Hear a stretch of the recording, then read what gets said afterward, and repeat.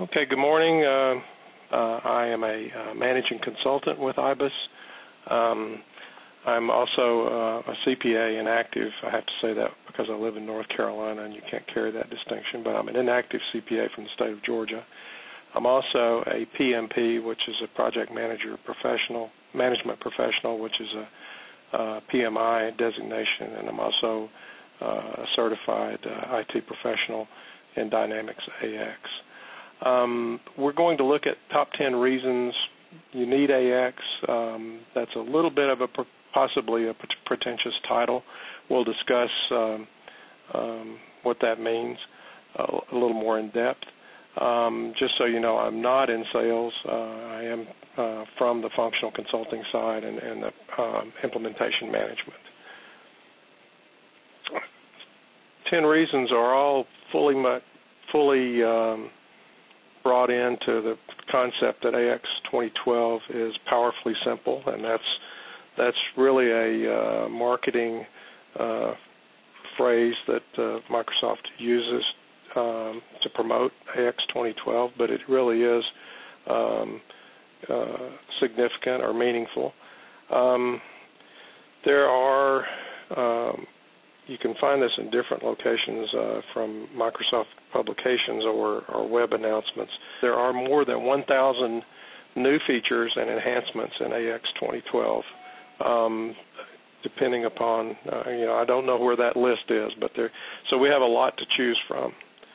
And depending on your point of view, where you are in your organization, where you are with use of Dynamics AX, or whether you're on it or off it, what your business requirements are, what our experience both with AX or with another ERP system is. A list of the top 10 reasons is probably a little bit presumptuous because if we took 10 different people, we might come up with 100. So this view will be my view, and sorry about that. This will be my view, and it's primarily focused on a broad business view. What are the business benefits from a requirements perspective? And this is not a technical overview, although most of the power and the simplicity from the user standpoint that's in AX 2012 comes from the technical side. So we will touch on it, but I will not expand on it significantly. And if you want to keep count, I may or may not have 10. I may have more than 10. And certainly, as I mentioned earlier, there could be, we could easily go more than 10. And there are lists out there, some of the discussion groups about the top 5 and that kind of stuff. The simple point I'm trying to get across is that we are looking at 10 reasons, top 10 reasons. That list might vary since we have over 1,000 features and enhancements. My view here will be a business view rather than technical, so we won't talk a lot about technical, but a lot of the reasons are technical from a user standpoint. The technical improvements are very extensive in 2012, and we'll only touch on them here from a business perspective. So my question is, how can we select 10 from over 1,000? Maybe we can reduce it to only to 3. And these are the 3 primary reasons that Microsoft says that Microsoft labels 2012 an improvement. It's powerful, simple, and agile. And we'll explore each one of these 3 reasons in a little more depth. Powerful. AX 2012 is a global solution. It's scalable. The improvements that have been made in the areas of shared tables and shared now number sequences allow you to add organizations at almost any place in the world. The list of localizations now is up to about 36, and there will be more added. What that means is if you have data such as the chart of accounts, which in AX 2009, you could share the chart of accounts across multiple entities. However, you had to use the virtual company functionality and designate that table as a shared table. Now it's automatic that you can create the table from within the general ledger and designate the chart of accounts as a shared table and use it for any legal entity. And notice I use the term legal entity because the concept of a company has been replaced due to other functionality. And as I mentioned, the country-specific localizations list is up to 36, so if you have operations in multiple countries with local requirements and different language, those will be automatically available to you. So the progress we saw with AX 2009 in the global address book has now been expanded immensely because of the ability to share tables and data and processes across entities. So the first really big reason is the scalability in the global solution. In addition, AX 2012 now ships with additional pre-built industry solutions, including process manufacturing, retail, public sector. I know that wouldn't affect you guys, but this is very meaningful for governmental agencies and units. Commitment accounting and all that goes with that's included. So there's pre-built industry solutions that come with AX 2012 now. Another powerful feature is the role-tailored access. Because the front end has been remodeled, and technically we'll talk about it a little more later, technically the connections to SharePoint and SSRS and SQL have been integrated even further, and the front end with your BI cubes and your role centers are much more robust. You now have self-service BI and reporting that can be based on the roles that you designate. Security has been completely revamped from a menu-driven functional process security to a role-based security system, which in conjunction with what can be done with organizational models and organizational hierarchies, which is also a new feature, can allow you to streamline your security setting process across multiple organizations, not just companies. And workflows and alerts have been significantly enhanced and can be controlled also through the role tailoring. So these three are areas in the power section that are, or the power reason, that really give you a lot more, that are the powerful new tools or the powerful new design that's available within AX 2009. The second big reason is agility, and the first reason, the first subcomponent of the agility is unified natural models. And what we mean by that is we now have organizational models, organization hierarchies built into Dynamics AX. I would suggest, if you want to know more about this, to go out and read the white papers that are available. But essentially, the entire design of AX has been remodeled. This will continue with the next release of AX, but companies within AX 2009 were contained in a field called the data area ID.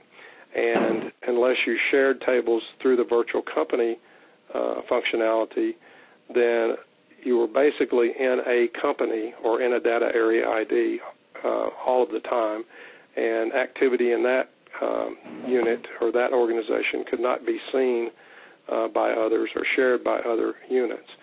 Now it's much more global, and I'm going to step out the PowerPoint for just a second and look at AX 2012. I won't be doing a lot of demo here, but this is just an example. This is AX 2012. If you haven't looked at it or if you haven't been in it, you can tell it's quite a bit different look. It's moving more toward a a standard Microsoft look similar to other Office products. But the organization model is contained in the administration, and you notice now that administration is no longer administration. There's two different modules: organization administration and system administration.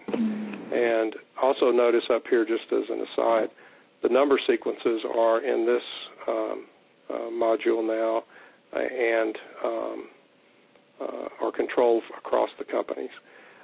If we were, and I'm just in the interest of time, I've gone into the common area, and you notice also the other navigational or view comment that I would make if you haven't seen X 2012 is that the look is slightly different in that we've moved away from the old area in the upper right-hand corner of the window that was called Forms, and now we just have Common.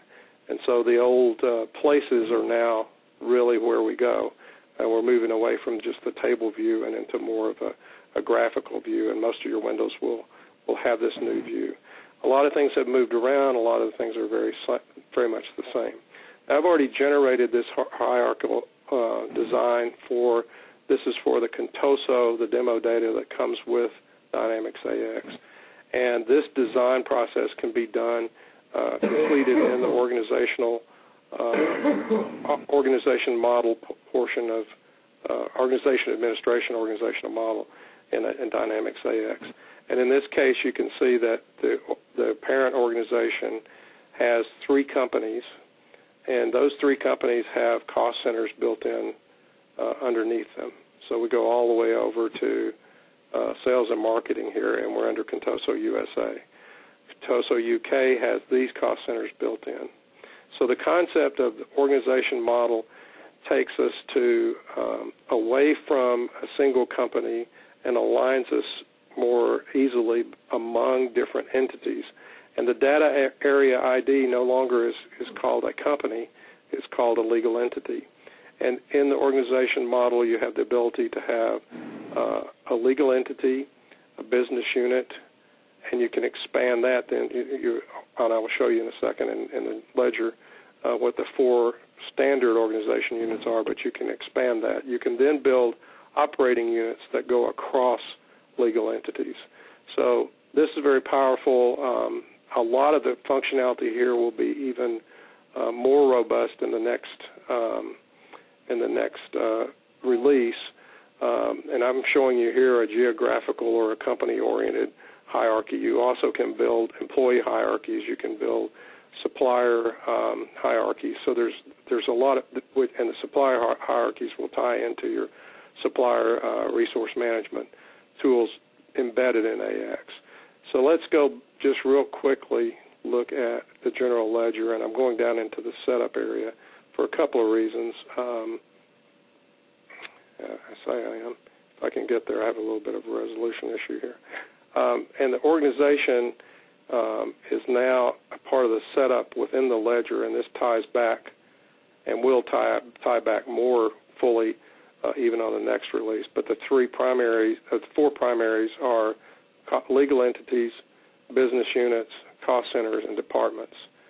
And this is a table that will show us all of the legal entities that are available, and we have quite a few in this particular environment because we've used this for a lot of purposes for about 6 months now as we've been developing our 2012 knowledge. So this is an organizational, this is the view of the legal entities, and I don't want to stay too much longer, but you can also have a business unit view which will go across entities. So in this case, you have the Contoso Enterprises, you have internal purchasing. These will can be linked then to the next important consideration.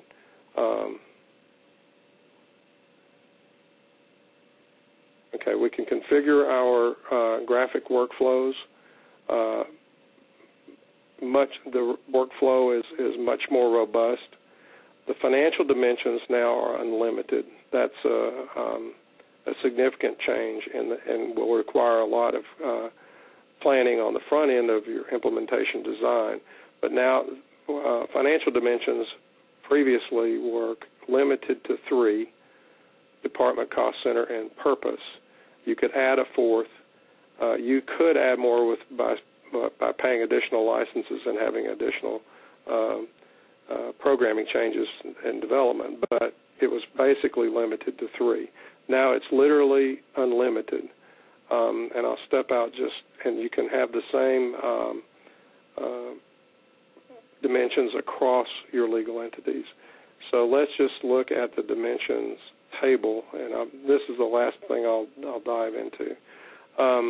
All of these dimensions have been created in this environment, and it goes across all of the companies and is available from any of the companies, or the legal entities, and I'm sorry for using the company term. It's a little hard to get out of. But all of these are financial dimensions that can be used and designated. I will not go ahead and go into any functional demonstrations, but there are significant changes, and the setup of the ledger table no longer exists, and because of the functionality of adding unlimited financial dimensions, the layout of the ledger and the supporting account configurations are significantly different.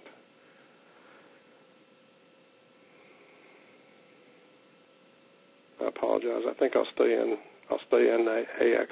in the PowerPoint from here on out.